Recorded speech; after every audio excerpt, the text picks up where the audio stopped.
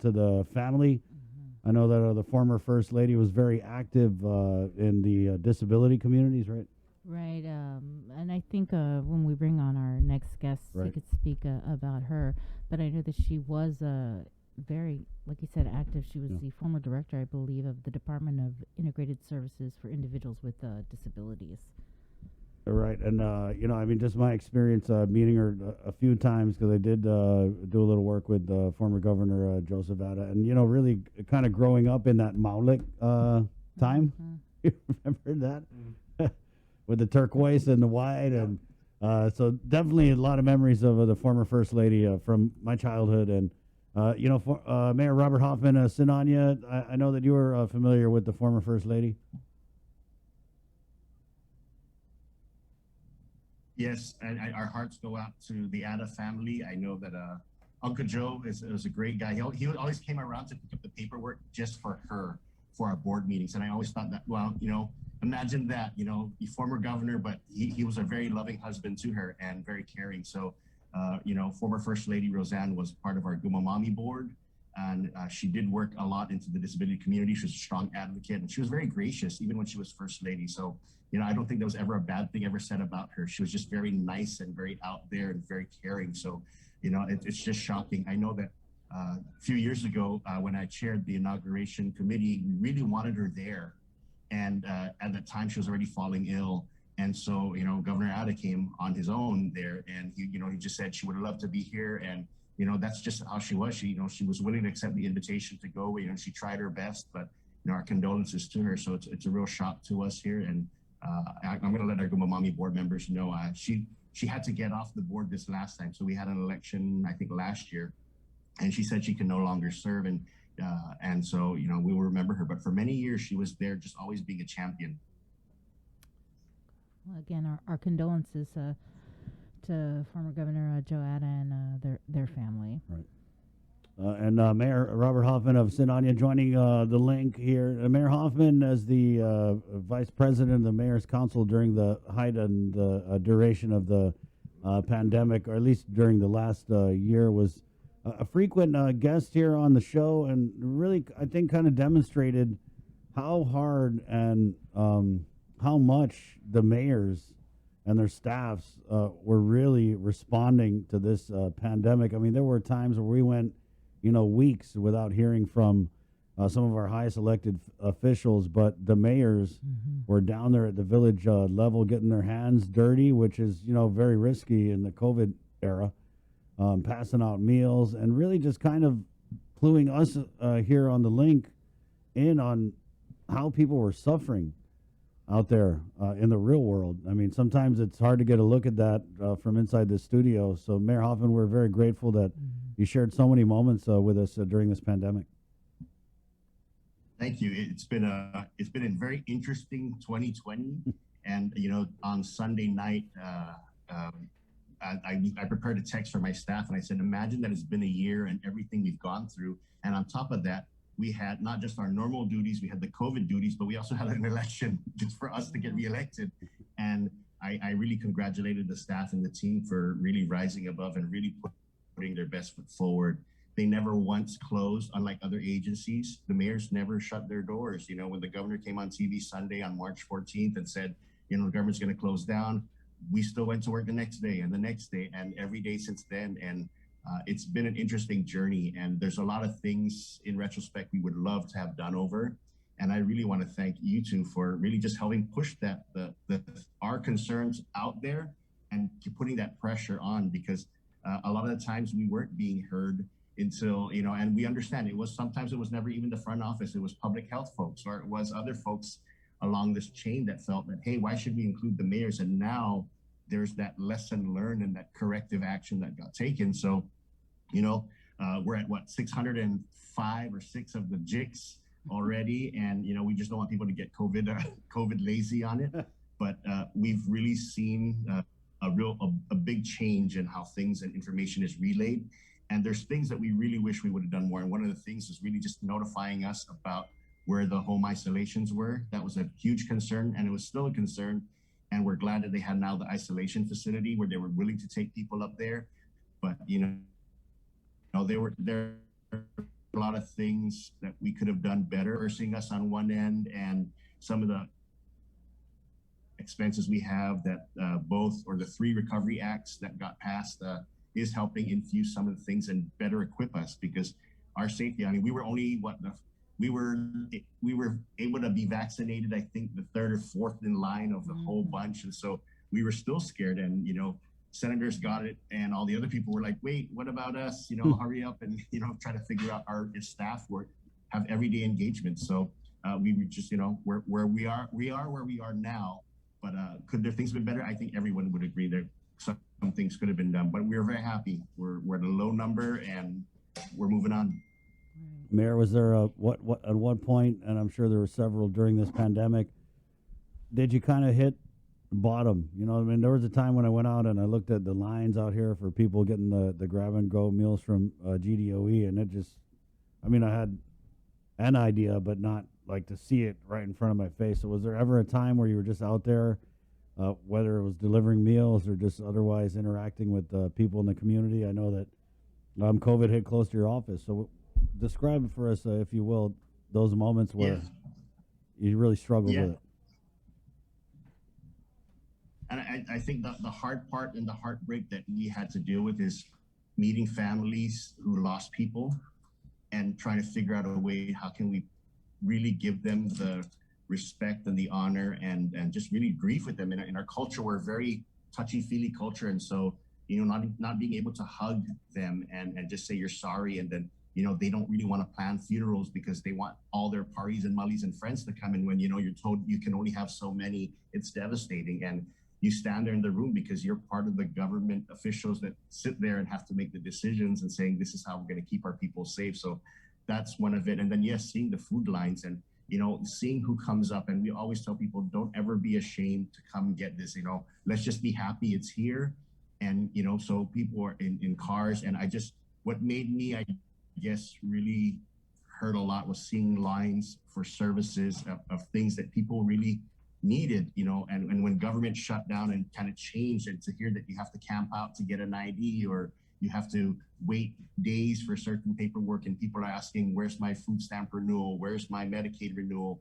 You have these people on edge, and so it creates a lot of stress. And I don't think the government should ever have a role in putting stress on people. Right? We're supposed to be there to relieve that stress and not create it, and saying, here you go, this is the problem, and we're going to make it different for you. So we're those are the pressures that we felt, and you get drained at the end of the day. And we're still doing food distribution. We're actually doing that today with commodities and the USDA boxes. But some of the programs that were rolled out by Congress, which the government had to adopt, took several weeks, sometimes months. I mean, Bree, you were honest about the homeless shelter for, I think it took 5 months, and it just showed the process of procurement, government, and everything that else had to come with it. And that's the realities that we have to face. And so, I think we're better off in other places, but there are some things we need to be able to respond to immediately. And a lot of us were responding to it without PPEs. And, we're just figuring out what can we do, putting bandanas around our faces and saying, okay.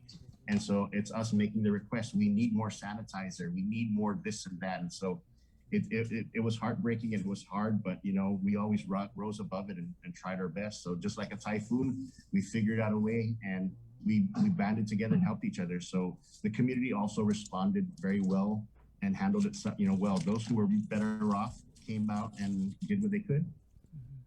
Yeah, I thought it was kind of it was frustrating, really. I think for both of us to continually hear that mayors weren't getting the due props that they deserved the onset of all of this, and getting the what you needed to handle this. Because you're right, every time, and we've said this so many times in the show, whenever there is a disaster, who do you go to first? Who do people call? They call their mayors. And so just hearing again at the beginning how you guys are kind of left out of the loop just really kind of pissed me off, because it's like, hello, even for the media, who do we call when something's happening in a village? We call the mayors, because they know exactly what's going on and what to do. And like you said, even till this day, you guys are still stood up, still helping, still out there.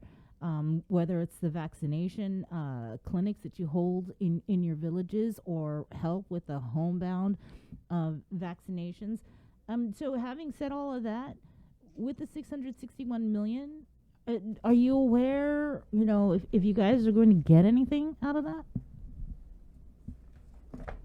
Well, we did have several talks with the governor's office about where the mayors can fit in this. And so one of it is, we asked about covering our shortfalls. As you know, the legislature, when it passed the budget, we were really shortchanged on a lot of our fuel costs. And so that was the reason where Mayor Ernie, and we had that discussion with the mayor's council, if you remember, where he walked out and it got contentious for a while, is because all the villages were short. And so we're hoping that that money is also used to help cover some of the shortfalls where we use, because we did use a lot more fuel because we're doing the meal deliveries.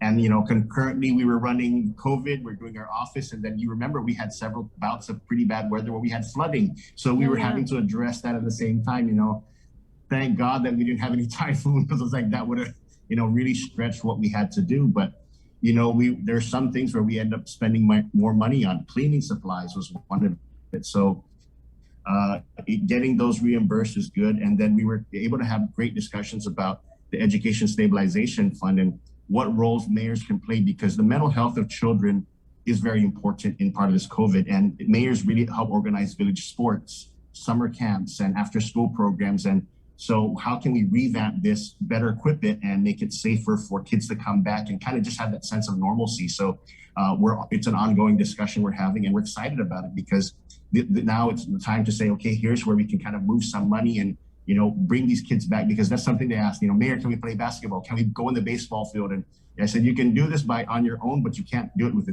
team setting because of the COVID restrictions. Just the other day, we had our first gathering, and we had a Manumco activity.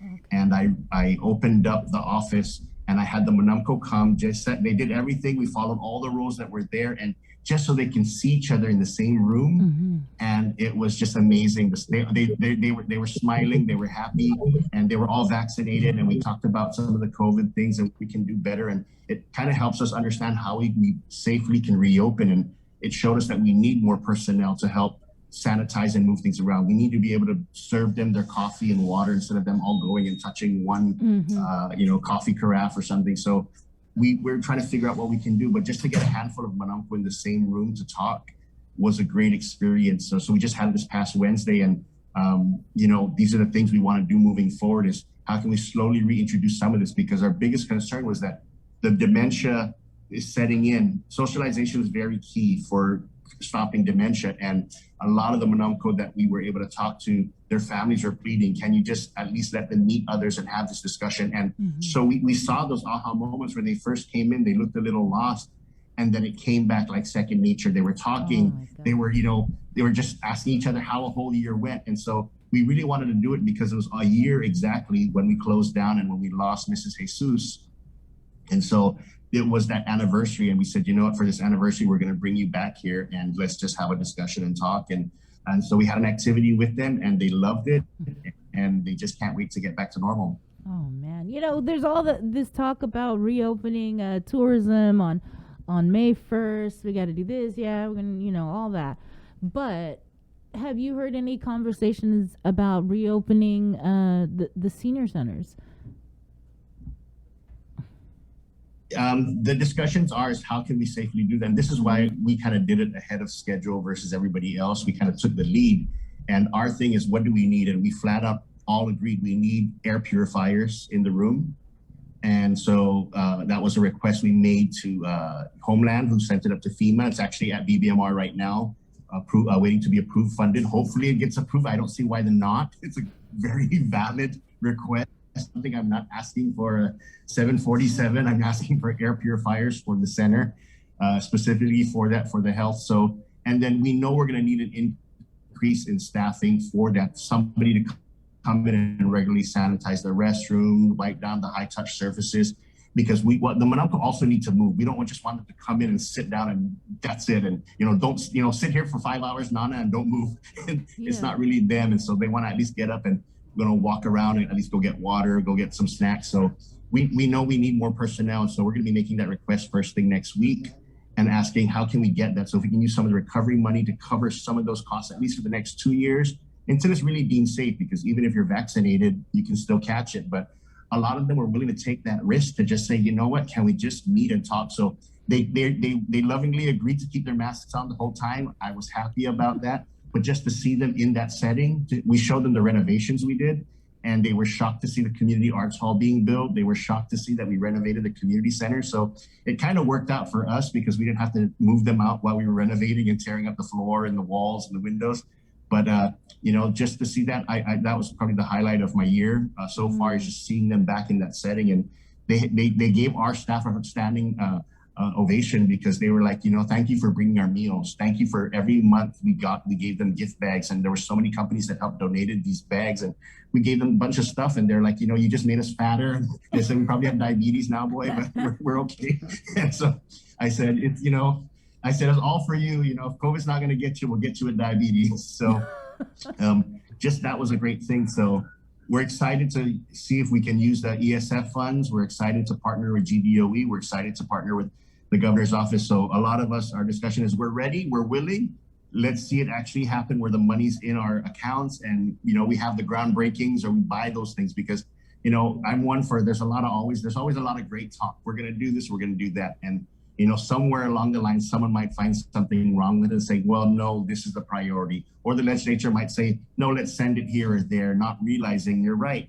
Tourism is one thing to get the economy up, but that normalcy is, we don't want to lose that valued memories that they have. And, you know, they have that history with them, and I don't want to lose that. And, you know, they know what day it is, they know what year it is. And, you know, they know that liberation's coming up. They know all these things are coming up, and they just want to find a way to just really live out the rest of their golden years. Well, you know, Senator Amanda Sheldon, she's got some pull. You should call her up. See if she can get some emergency purchase orders or something for you guys. Some sole source procurement. We'll see. I'm just kidding. Good Come one. on, people. Good one. Well, we'll see what we can do, but, you know, yeah, I know. It's a wonderful Friday humor, right? So, but no, like, I don't want to touch we this. just want to thank that, you know, we were able to get some things done, and you know, and we want more stuff for, you know, we want for the kids. We want more computers for our after school program. We want safer spaces. You know, some of our places need new air cons, which really can filter out some of those things. Some of the air cons that we were doing the surveys with our centers are 10, 11, 12 years old. And I'm like, wow, I think you get better energy efficiency. Number two, you get better cleaning on this. So that's one of the things. And then some of the things are like awnings for places. So you're not having these lines of people who are going to have to stand out in the sun while they wait for services. Like, hey, can we just use some of this money to erect awnings and permanent things? Because this is not, you know, hopefully this is the last pandemic we have to deal with, and let the next 100 years have to deal with this one.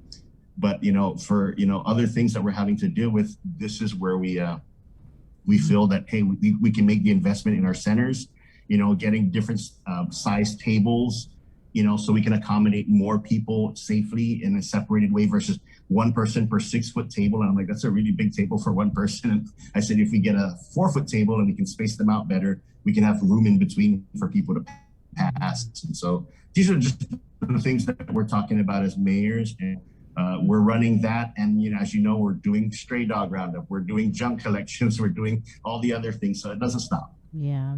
And, you know, you talked a lot about you and your colleagues, the things that you've been doing over there in Sitahania. But, you know, it is 1 year later, and COVID doesn't just affect us in our professional capacity, but in our personal capacity. Just being a husband and a father, you know, and a son.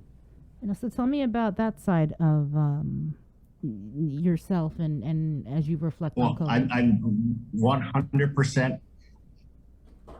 Well, I'll read a statement written by my wife. I'm 100% happy for my wife that she was home the whole time. Now, she wrote that. No, she's been a great partner. She actually took off work a lot to be here, and she decided to telework from home so she can be here with the kids for homeschooling and our online working and online school. So she did an amazing job. And I'm just like, every time the kids' report card comes out, I'm like, that's you, honey. That's, I help a little bit. So I committed to doing laundry and cooking and doing the cleaning. Well, I said, if you can handle the school, I'll do everything else. because I said so she did a great job. And then, my mom is one of the seniors as part of the senior citizens, and she's on me, and she actually does a great, I've asked her, I said, Mom, can you reach out to the seniors? So she does wellness checks 3 or 4 times a day to all the seniors, and she's calling her friends and her table mates. And so, the seniors are calling me and they tell me, I think your mom's lonely. She keeps calling me. I'm like, she's actually calling me because I'm asking her. My mom's not lonely.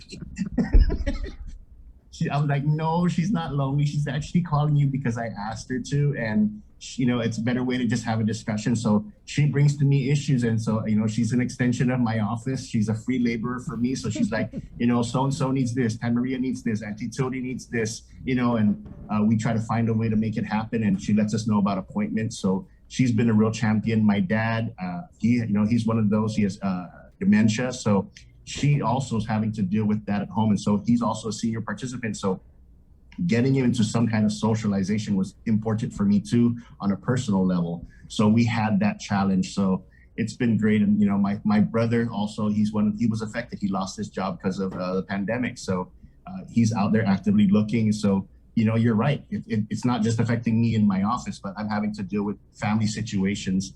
And so, I'm blessed to have that circle of support, but, I feel for those that don't have that circle, who don't have that support network there, because that's vital for me being able to do my job.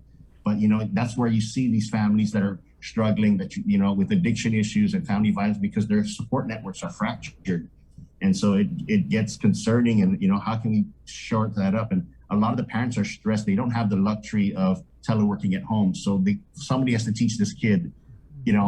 Schools need to safely reopen and other things. So it is hard. So I don't want to say I'm blessed, but I think that they understood what I had to do on it. And, I don't want to say we're better than anyone on it, but, a lot of the people who are in the government and the private sector who really stood up and shored up and did everything, you guys did. I think it was great. And so, you're there every morning. So somebody's having to do something that you're not there for. And so there are things you missed. And, when we missed all the wonderful celebrations. So we're hoping by July 21, we can have a new reason to celebrate our liberation and just we really encourage everyone to get vaccinated. I think Sinahanya's village vaccination is on April 2nd.